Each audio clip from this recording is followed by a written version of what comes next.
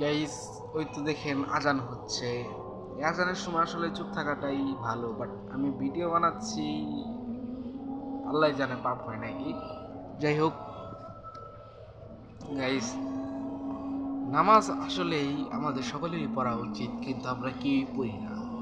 কারণ আমরা মানে অ্যাকচুয়ালি আমি আর কোনো দিক দিয়ে বলবো না, জাস্ট আমার দিক দিয়ে বলছি। আমার বাবা মা আমাকে কোনোদিনও বলে নাই যে নামাজ পড়, রোজা রাখতে। আমি যখন রোজা রাখতে চাইছি, আমার বাবা মা বলছে, আমার ডাকি দেয় নাই সেহরির সময়।